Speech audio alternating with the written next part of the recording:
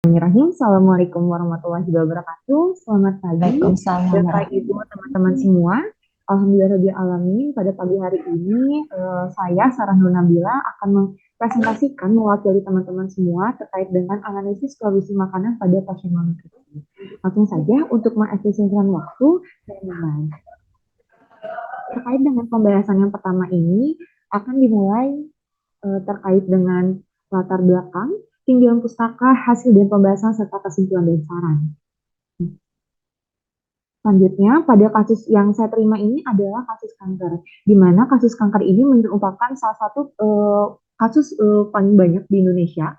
Prevalensi kanker di Indonesia ini dari tahun 2013 ke 2018 ini meningkat berdasarkan Diskesdes tahun 2018, dan juga ke kanker yang paling banyak diderita oleh wanita atau perempuan Indonesia itu adalah kanker payudara dan mulut rahim atau serviks.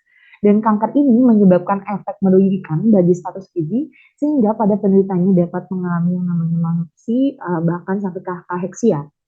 Selanjutnya, tanda gejala dari tanda gejala dari malnutrisi ini sendiri bisa dilihat dalam foto yang saya dapatkan dari Google. Ini adalah adanya atrofi otot, kemudian juga hilang lemak sekutan, kemudian adanya rasa cepat letih, dan juga tidak ada nafsu makan. Dan rumah sakit sebagai pemberi pelayanan yang bermutu pada masyarakat, yaitu salah satunya melalui pelayanan gizi, tentunya harus mencegah kondisi malnutrisi memburuk pada pasiennya. Dan hal tersebut sesuai dengan isi pedoman gizi rumah sakit tahun 2013, di mana salah satu pelayanan gizi di rumah sakit meliputi penyelenggaraan makanan. Next. Baik, untuk tujuan umum dan tujuan khusus pada kegiatan ini adalah pertama, umumnya menganalisa pelaksanaan produksi makanan di instalasi gizi Rumah Sakit Hasan Sadikin, dan untuk tujuan khususnya menganalisis proses persiapan, kemudian pengolahan, serta distribusi. Untuk manfaatnya, untuk hasil analisis ini dapat menjadi eh, manfaat bagi instalasi gizi untuk perbaikan ke depannya. Dan untuk waktu pelaksanaan kegiatannya dilakukan selama 3 hari pada tanggal 9 Mei atau hari Selasa sampai 11 Mei pada hari Kamis. Next. Untuk penyelenggara makan di rumah sakit ini sesuai dengan pedoman yang ada di PGRS 2013, tentunya bertujuan menyediakan makanan yang sesuai dengan kebutuhan gizi pasien dalam upaya mempercepat penyembuhan penyakit serta memperpendek masa rawat. Dan untuk penyelenggaraan secara massal di rumah sakit tentunya memerlukan perencanaan yang matang, yaitu dengan membuat sebuah pedoman atau peraturan pemberian makanan rumah sakit, dan penyusunan ini berdasarkan kebijakan rumah sakit tersebut, kemudian bagaimana macam konsumsi konsumen yang dilayani, dan juga berdasarkan angka kecukupan gizi dan perhitungan kebutuhan khusus diet khusus.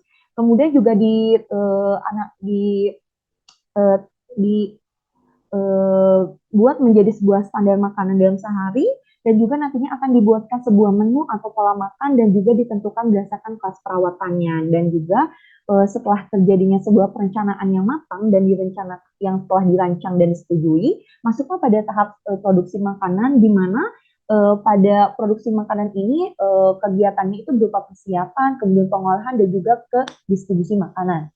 Next. Baik, untuk gambaran kasus yang saya terima, ini adalah Nyonya L, 53 tahun, masuk pada tanggal 7 Mei di kelas 3 Alamanda dengan pembayarannya JKN, dan untuk diagnosa medisnya itu adalah pendarahan pervagina suspek karsinoma cervix dengan fistula rektovaginal dan sindrom paraneoplastik, yaitu adanya anemia, leukositosis, trombositosis, kemudian adanya anemia pendarahan, kemudian adanya AKI stage 1, malnutrisi, serta adanya cancer pain dan juga hipokalemia. Dan selanjutnya untuk diagnosa gizi yang sudah dituliskan oleh ahli gizi ruangan, ini adalah adanya malnutrisi berat dan asupan oral inadequat, di mana malnutrisi berat ini berkaitan dengan asupan kurang dalam waktu lama dan peningkatan kebutuhan ditandai dengan asupan makanan hanya 50% dari kebutuhan, hilang lemak sukutan, dan adanya atrofi otot serta odem. Serta untuk asupan oral inadequat berkaitan dengan daya terima makan terbatas ditandai dengan nafsu makan yang kurang pada pasien. Next. Ini adalah hasil intervensi gizi yang dibuat oleh ahli gizi ruangan.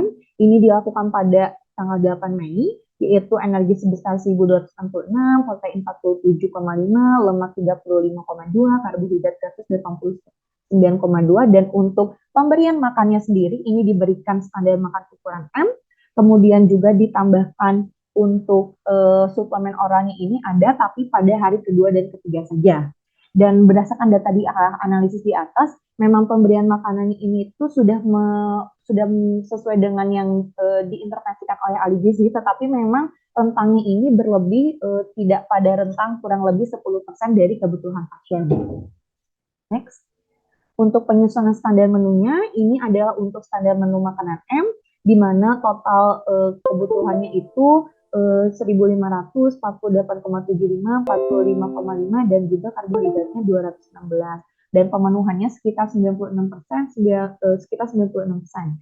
Dan untuk tadi sudah saya sampaikan sebelumnya bahwa suplemen oral ini diberikan pada hari kedua dan ketiga oleh ahli gizi, yaitu diberikan polimerik tinggi protein nabati 1 sebanyak 2 kali 150 cc atau dengan merek dagangnya itu adalah protein vanilla. Baik, ini adalah untuk distribusi makanannya, diberikan makanan pokoknya untuk pagi hari itu tidak ada nabati dan sayur dan buah, dan untuk makan siangnya ini ada lengkap hewani, nabati, dan juga sayur buah. Kemudian juga untuk makan sorenya juga sama lengkap. Untuk pendistribusiannya yang berbeda itu adalah pada pagi hari untuk sayurnya itu diberikan 0,5, dan sedangkan makan siang dan sore itu diberikan 0,7 penukar. Untuk pola makannya diberikan 3 kali makan utama dan juga 2 kali sandungan, serta ditambahkan 1 ekstrak suplemen. Next. Baik, ini untuk proses order diet dari mulai pasien itu masuk ke dalam ruang rawat, kemudian juga ahli gizi melakukan sebuah asupan gizi terstandar, di mana dia akan menentukan diet pasiennya, kemudian juga ahli gizi melaporkan informasi dietnya, penjadi makan membuat daftar permintaan makan pasien, dan nanti DPMP ini diterima di bagian administrasi rekapitulasi, dan rekapitulasi ini nantinya akan diberikan kepada sub instalasi perencanaan dan instalasi PTM, di mana nanti order diet ini akan masuk ke dalam pemesanan bahan makanan, ke penerimaan atau penyimpanan, dan di mana pada proses penerima ini ada juga yang langsung ke persiapan pengolahan, dan juga nantinya akan sampai kepada pasien untuk makanan yang setelah diolah. Next. Nah, untuk pengamatan produksi hari pertama ini dilakukan pada tanggal 9 Mei dengan siklus menu ke-9, yaitu dengan menu nasi, lapis daging atau galantin ayam, cah wortel caicin jagung semi, snacknya itu jeruk manis, makan siangnya ayam goreng, tahu telur kukus kari sayuran dan apel, untuk snacknya ada bolu kukus kecil, dan juga makan sorenya ada telur bumbu tomat, kari tahu Cina, dan juga sup sayuran serta semangka. Untuk pengamatan pada hari pertama ini, memang pada kasus Nyonya L ini adalah pasien transfer yang berasal dari ruang Fresia. Kemudian pada tanggal 9 Mei ini dilakukan pemindahan buang ke Alamanda. Oleh sebab itu terjadi perbedaan penyajian makanan yang diberikan kepada Nyonya L, yaitu pada protein hewani atau lauk hewaninya, yaitu yang seharusnya pada siklus menu 9 diberikan lapis daging, tetapi karena stoknya kurang, maka diberikannya itu adalah galantin ayam yang digoreng. Itu karena memang pada saat oleh pantry-nya diorder ke bagian PTM atau gizi ini tidak ada stoknya, sehingga yang diberikan adalah galantin ayam berdasarkan stok lauk hewani yang ada untuk makan pagi di hari kemarin. Next. Ini adalah untuk proses pengamatan persiapan dari hari pertama, di mana pada nasi ini persiapannya dilihat terlebih dahulu untuk jumlah stok permintaan berasnya, kemudian juga ditimbang berasnya, dan juga itu biasanya dipersiapkan untuk nanti akan diolah. Selanjutnya untuk galantin ayam goreng sendiri, ini saya memang pada saat hari H itu tidak terlalu memperhatikan bagian ini karena memang terjadi perpindahan atau pergantian pasien dari yang seharusnya saya amati. Jadi sehingga memang untuk galantin ayam goreng ini saya dapatkan dari hasil wawancara dengan petugas pengolah. Selanjutnya untuk wortel caicin jagung semi ini dilakukan pencucian sayur untuk persiapannya, lalu pemotongan, dan juga adanya persiapan bumbu tumis. Selanjutnya untuk jeruk manis sendiri ini, pada persiapannya itu dilakukan pengecekan bahan sesuai spesifikasi ini pada bagian penerimaan, nanti diterima kemudian juga nanti dilihat sesuai dengan bondnya atau tidak. Dan untuk snack biasanya memang tidak ada proses pengolahan, hanya saja setelah dari penerimaan biasanya langsung disimpan pada rak yang ada di area produksi. Selanjutnya untuk makan siangnya sama menggunakan nasi juga. Kemudian untuk ayam goreng, ini ayamnya itu sudah dipersiapkan Hamin satu sehingga itu untuk digoreng untuk di lapan persiapannya ini dikeluarkan dari chiller dan dilakukan pemotongan ayam dengan berat 110 gram.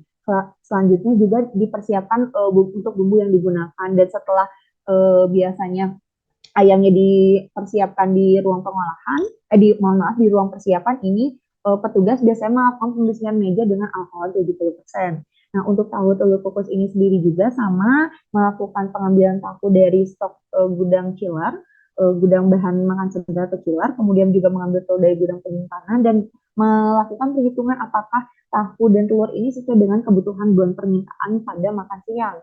Selanjutnya untuk kari sayur, ini juga sama melakukan penerimaan dari bagian penerimaan bahan makanan, dipersiapkan bahan wortel, buncis, bukolnya apakah sudah sesuai spesifikasi, karena biasanya untuk wortel, buncis, dan bunga kol ini biasanya sudah dipesan dalam bentuk potongan, kemudian juga dilakukan pencucian sayuran hingga bersih, lalu disimpan ke dalam wadah jika sudah bersih dan siap untuk dikirim ke bagian pengolahan.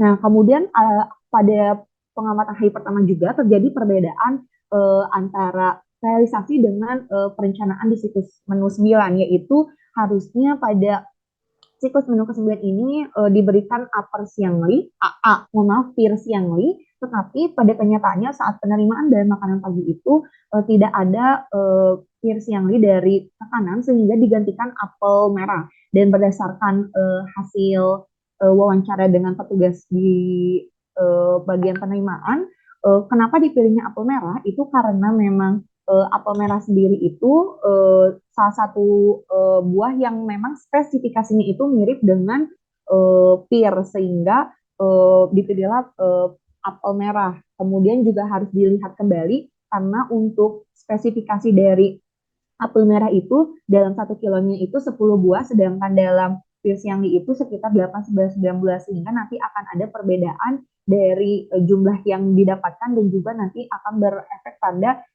perhitungan biaya yang dikeluarkan. Selanjutnya, untuk bagian snack juga ini sesuai dengan spesifikasi dilihat dan nanti disimpan di area produksi. Dan untuk makan sorenya juga sama menggunakan nasi, kemudian juga proses pengamatannya sama. Kemudian untuk sore untuk makan lauk hewani itu ada telur bumbu tomat, ini juga disiapkan untuk telurnya dan juga bumbu sup yang digunakan. Kemudian juga untuk terik tahu cinanya juga sama melakukan persiapan tahu dikelola di chiller, kemudian juga tahu disesuaikan perhitungannya dengan bumbu permintaan. Selanjutnya juga untuk sayurannya juga sama. Dan untuk semangka, untuk persiapan semangka ini karena semangka itu dikirimkan dalam bentuk bulat gitu ya, tidak langsung, makanya harus ada pemotongan persiapan terlebih dahulu dan pemotongan ini harus disesuaikan dengan standarisasinya. Dan untuk berdasarkan hasil pengamatan dari bagian persiapan ini, sebagian besar itu sudah memenuhi standar prosedur operasional. Baik ini untuk proses pengolahan, baik untuk pengolahan nasi sendiri tadi yang sudah nasi dipersiapkan, kemudian nasi ini dicuci, kemudian dimasukkan ke dalam alat khusus yang memang dilakukan untuk pencucian secara terus-menerus sampai memang dianggap bersih. Selanjutnya dimasukkan ke dalam panci segitiga khusus yang dimana dalam satu boil pan yang besar itu terdapat 6 panci segitiga. Di situ kurang lebih untuk melakukan pemasakan nasi itu 2 jam berdasarkan hasil wawancara dengan pengolahnya. Kemudian setelah nasi matang, nanti nasi akan dipindahkan ke dalam sangku atau wadah lontong nasi khusus. Selanjutnya, untuk makan pagi gelatin ayam goreng ini memang untuk gelatin ayam yang tadi sudah dipotong-potong dalam satu roll itu menjadi 6 bagian, itu kemudian diolah dengan cara digoreng. Baik, Pak Ides. Kemudian untuk wortel caicin jagung semi ini juga sama dilakukan pengolahannya di area produksi di tengah dengan menumis bumbu, kemudian melakukan perebusan dengan air dan bumbu dan sayuran ini dimasukkan secara bersamaan dan nantinya akan diolah dan ditunggu hingga matang. Biasanya sampai memang airnya sudah mendidih seperti itu untuk sayur. Selanjutnya untuk snack jeruk ini sendiri juga sama, memang tidak langsung tidak ada pengolahan apapun, jadi memang disimpan pada area produksi.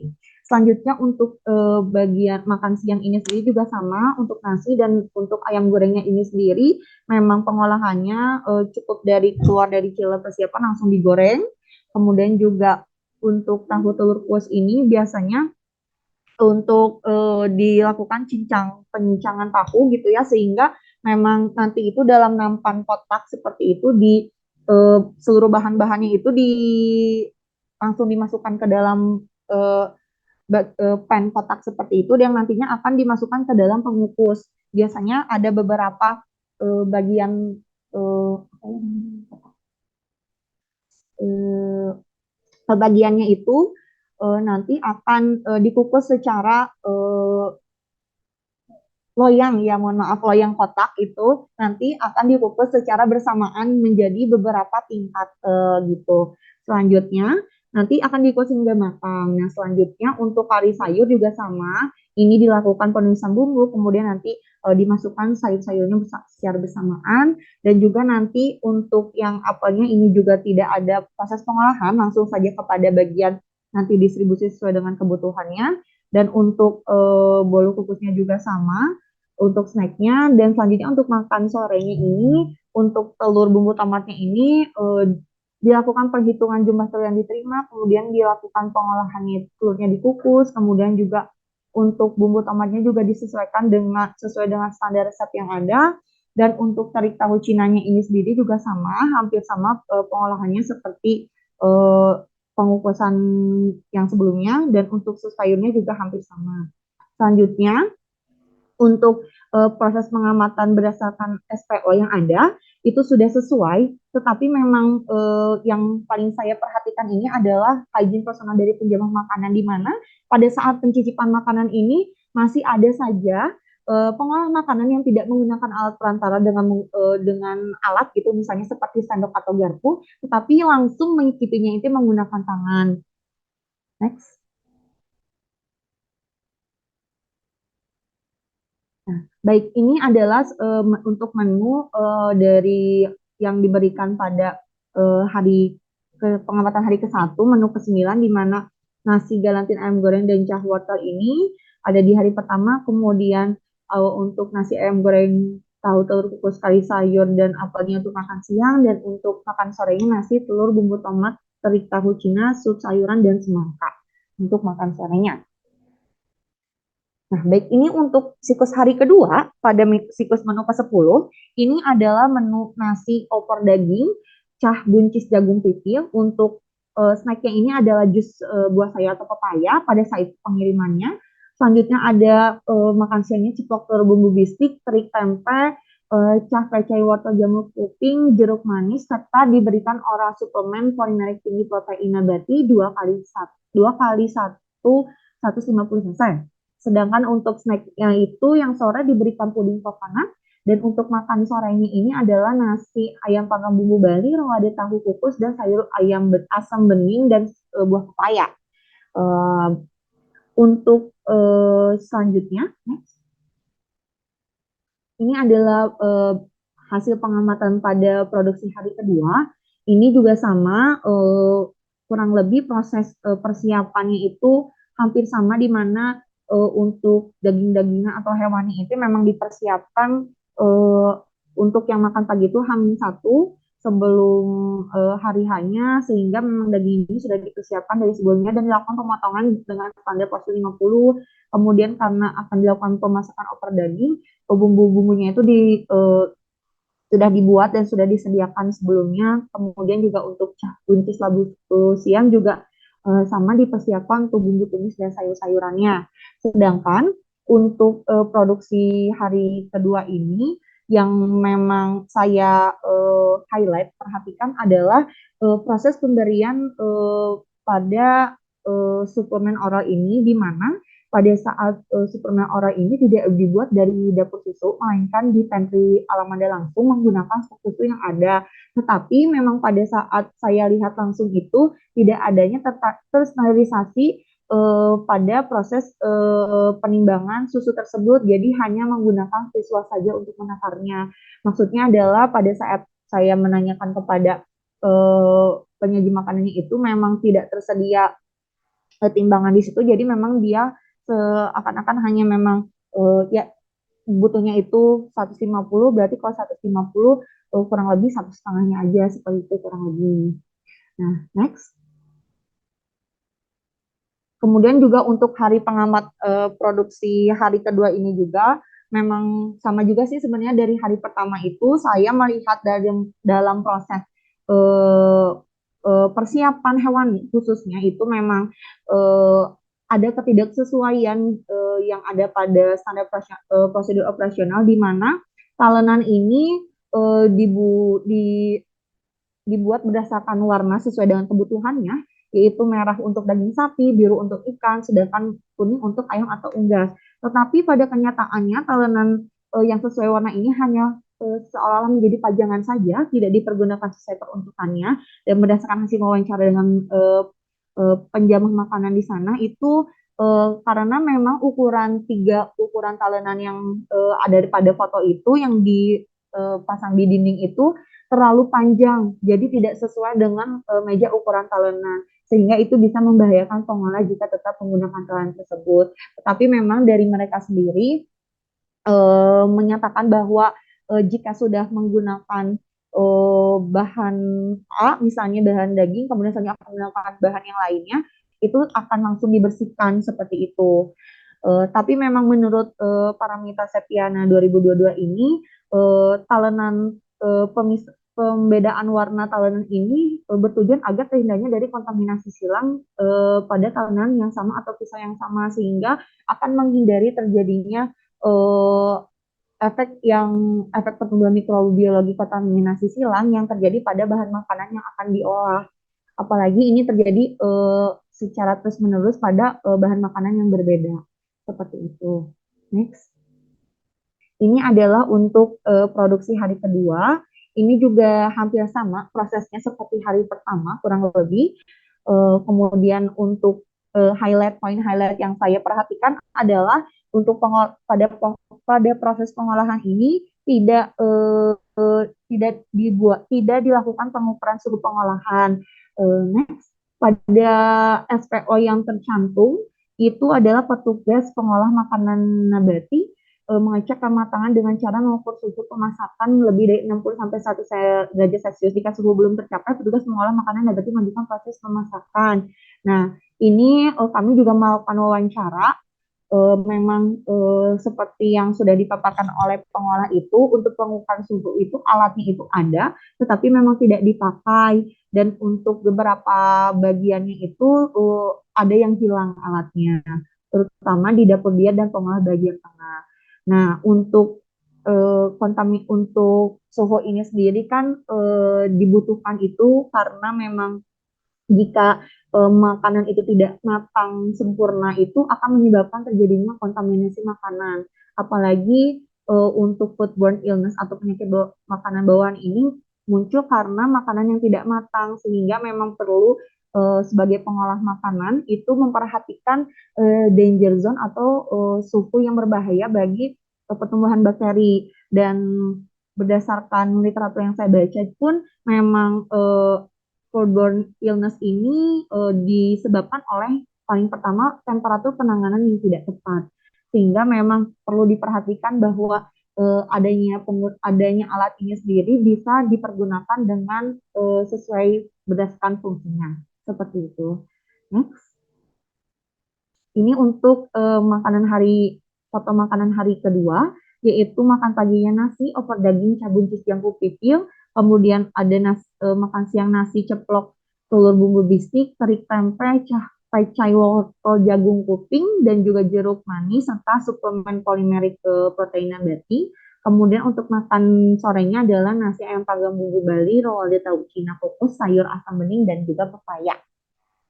Nah, untuk produksi hari ketiga ini, siklus menu yang diberikan adalah siklus menu satu, di mana menunya itu adalah daging sukini, cas sayur, jeruk manis, kemudian makan siang fuyung hai saus tomat, kacang polong, oseng tahu Cina, sayur lodeh, pisang raja sere, dan masih diberikan oral suplemen. Kemudian juga untuk snack siangnya itu ada farmakop talas, dan untuk makan sorenya nasi ayam filet goreng tepung saus tiram, dan juga tumis tahu kuning, serta kimchi juga dengan melon. Next. Ini adalah proses pengamatan untuk uh, setiap bahan makanan, untuk menu makanan yang dibuat juga hampir sama kegiatannya. Memang untuk secara keseluruhan dalam 3 hari ini yang paling masih saya highlight terkait dengan ketidaksesuaian dengan SOP adalah bagian penggunaan talenan, kemudian juga penggunaan suhu dan juga hygiene sanitasi dari pengolah makanannya terkait dengan uji cita rasa atau pencicipan makanan.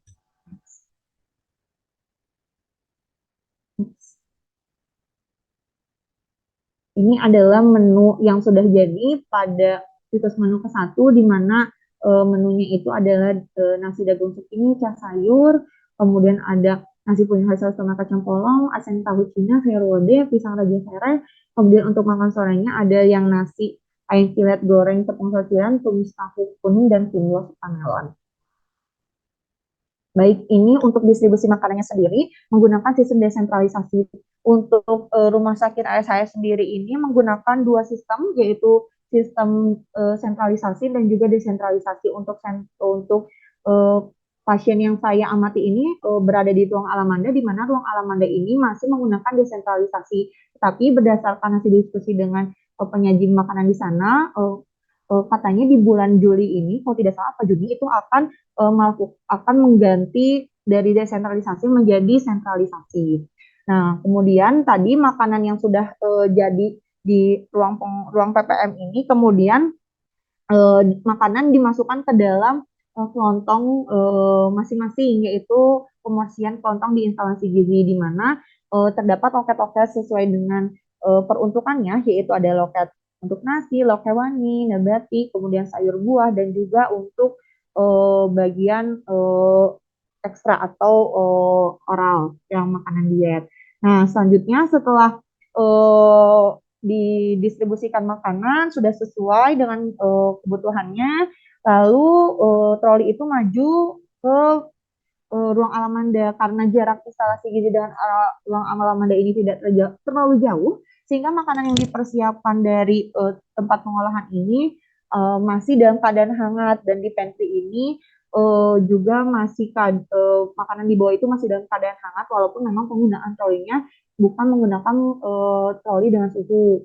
Kemudian di pantry sendiri ini dilakukan pembersihan foto di pantry Alamanda, di mana pembersihan di Alamanda ini sebenarnya sudah sesuai SOP, yaitu terkait dengan APD dari penyajinya, kemudian pengecekan kualitas makanannya, menempelkan etiket dietnya untuk makanan pasien sesuai dengan bukunya, serta pembersihannya sebenarnya sudah menggunakan alat ukur.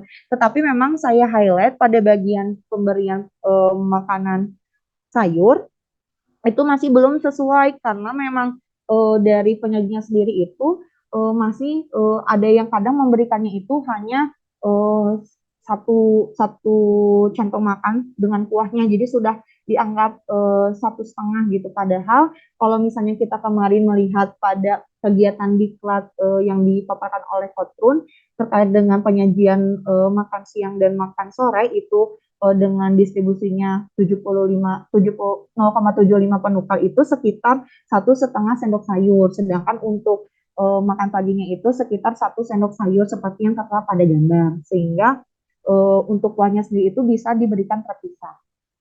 Next. Nah, ini untuk penyajian makanannya, selama saya mengikuti proses kegiatan ini, tidak ada keterlambatan dalam pemberian makan, baik makan utama ataupun snack, tapi memang untuk kegiatan secara keseluruhannya ini, pada clean up makan siang, itu sekalian diberikan snacknya. Jadi pada saat pembersihan pengambilan alat plato makan siang, kemudian diberikan eh, snack sorenya. Kemudian untuk beberapa khususnya pasiennya L ini memang terkadang dia tidak mau langsung diambil makanannya karena masih tersisa dan ingin dihabiskan. Seperti itu. Jadi secara keseluruhan dari penyajinya memang sudah mengikuti SOP yaitu di mana makanan langsung segera disajikan dan setelah diberikan kurang lebih 1 jam setelah pemberian langsung di print up. Seperti itu. Baik, untuk kesimpulannya, persiapan produksi makanan sebagai misal sesuai dengan PGRS tahun 2013 yaitu makanan diproduksi berdasarkan jenis makanan, kemudian ruang persiapan hewani nabatinya juga sudah baik, kemudian sayurnya juga, dan untuk bumbunya, namun beberapa proses masih belum sesuai dengan SPO-nya seperti yang tadi sudah saya paparkan terkait dengan talenan yang tidak diaplikasikan sesuai dengan kebutuhannya. Kemudian proses produksi makanan pada kasus pengambatan ini pada kasus saya ini menggunakan dapur non diet. Jadi memang full menggunakan makanan standar dan juga penggunaan suplemen. Sedangkan memang pada penggunaan suplemen hari keduanya ini tidak diberikan dari dapur situ, tetapi langsung disiapkan di pantry alamanat dan petugas tidak menggunakan alat ukur untuk membungkusnya, tetapi hanya menggunakan estimasi visualisasi yang digunakan untuk pengukurannya. Kemudian untuk kegiatan distribusi yang berjalan pada kasus malnutrisi ini dilakukan secara desentralisasi, pemorsian dilakukan di pantry dimulai dari nasi, lauk pauk, dan sayuran. Kemudian beberapa bahan makanan yang belum sesuai dengan standar ini yang saya lihat adalah sayuran, pemberian sayuran. Nah, baik, selanjutnya ada saran yang saya paparkan adalah perlunya penyegaran kembali terkait dengan SPO hygiene sanitasi pada makanan pada pengolah dan pramusaji. Kemudian perlu adanya sosialisasi kembali terkait dengan SPO penyajian makanan terhadap pentingnya etiket makan dan identifikasi pasien. Karena memang kalau untuk selama 3 hari pengawasan ini untuk penyajian di Alamanda ini memang sudah sangat baik itu untuk melakukan SPO-nya, tetapi memang ada satu yang kadang masih lupa, tetapi kadang diingatkan kembali menyebutkan etiketnya. Kemudian yang ketiga, perlu adanya standarisasi porsi sayuran kembali, salah satunya dengan memberikan sosialisasi materi standarisasi porsi makanan pasien dengan praktik langsung menggunakan alat standar porsi yang ada di ruangan pantry. Alhamdulillah, sekian presentasi dari saya. Ini ada sedikit dokumentasi dalam kegiatan yang saya lakukan dan mohon maaf apabila dalam presentasi saya ini ada sedikit kesalahan atau kekurangan yang saya paparkan. Wabillahi taufiq wal hidayah. Wassalamualaikum warahmatullahi wabarakatuh.